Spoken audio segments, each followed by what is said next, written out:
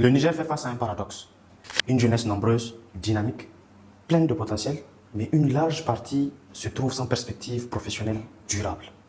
En 2023, 51 847 demandeurs d'emploi ont été enregistrés à l'ANPE, soit une hausse de 6% par rapport à 2022. Parmi eux, 82% n'ont pas trouvé d'emploi, si on peut le dire, en partant du fait que pour la même année, sur 9 648 offres d'emploi recensées, 9 395 ont été satisfaites. Bien sûr, du côté des employeurs, cela équivaut à 97% de satisfaction. En globalité, cela représente 42 500 jeunes restés sans solution professionnelle malgré leur inscription officielle, si on peut le dire. Et les projections avec une extrapolation pour 2024 et les années suivantes sont encore plus alarmantes. Nous aurons près de 55 000 demandeurs d'emploi attendus, dont à peine 18% pourraient être insérés si on suit le même mécanisme. Autrement dit, chaque année, plus de 4 demandeurs sur 5 sortent du dispositif sans emploi concrètement. À cette réalité s'ajoute un défi structurel qui est l'informel. Selon l'INS, dans l'un de ses rapports de 2020, l'informel représentait un peu plus de 57% du PIB du Niger. Et l'enquête régionale intégrée sur l'emploi et le secteur informel de 2017 nous rappelle l'ampleur du phénomène. En réalité, 89% de l'emploi non agricole est informel. Le taux d'emploi vulnérable des travailleurs indépendants et familiaux sans protection sociale atteignait un peu plus de 15,9% de la population active. Enfin, le taux de sous-utilisation de la main-d'œuvre, qui regroupe ceux qui sont au chômage, sous-emploi et découragement, dépasse les 60% au niveau national. Ces chiffres révèlent en réalité une économie fragile, un système où la majorité des Nigériens travaillent dans la précarité, sans protection sociale, sans sécurité de revenus.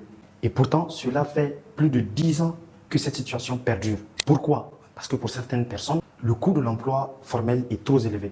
Elle décourage les entreprises, surtout les PME, à déclarer leurs salariés, mais aussi les employés à vouloir être déclarés. Faut-il alors continuer avec ce statu quo? Bien sûr que non. Il est temps de faire des choix et de proposer des réformes assez audacieuses. Quoi qu'on dise, le problème, il est aussi fiscal. Pourquoi? Parce que contrairement aux autres pays de l'UEMOA, le Niger est le seul pays où l'impôt sur le traitement et salaire s'applique avant même que le salaire net n'atteigne le niveau du SMIC. Cette règle accentue la pression sur les revenus, décourage les travailleurs et les employeurs et rend l'emploi formel assez coûteux. Et paradoxalement, selon le rapport de la TAF 2024, African Tax Outlook, tous les principaux impôts au Niger ont reculé, à l'exception de l'impôt sur les traitements et les salaires qui demeurent résilients. Face à ce défi historique, nous proposons une réforme assez audacieuse, ce que nous appelons le dispositif Jeunesse Emploi Durable, DJED.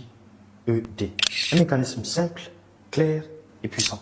Toute entreprise qui recrute un jeune inscrit à l'ANPE, âgé de moins de 35 ans, avec un contrat d'au moins 5 années, bénéficie d'un avantage fiscal spécifique. Cet avantage prend la forme d'une déduction majorée sur la masse salariale. Chaque année, pendant 5 ans, l'entreprise peut déduire par exemple 1,75% de sa masse salariale totale, tant que le jeune reste en poste. Et cet avantage vient s'ajouter au dispositif déjà existant.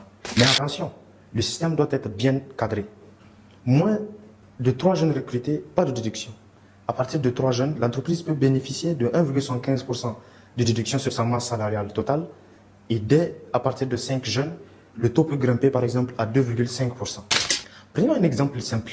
Une entreprise dont la masse salariale annuelle s'élève à 14 millions de francs CFA. Si elle recrute seulement 2 jeunes, aucune déduction. Mais avec 3 jeunes recrutés, elle obtient 245 000 francs CFA de déduction par an, soit 1 225 000 francs CFA d'économie sur 5 ans. Si elle recrute 5 jeunes, la déduction monte à 350 000 francs CFA par an, représentant 1 750 000 francs CFA sur 5 ans. Ces montants ne sont pas abstraits. Ils permettent concrètement de financer l'équivalent d'un salaire annuel complet, voire davantage. C'est un véritable soutien de l'État aux entreprises qui s'engagent pour l'avenir de la jeunesse. Le DJED, c'est aussi des règles claires et des garde-fous.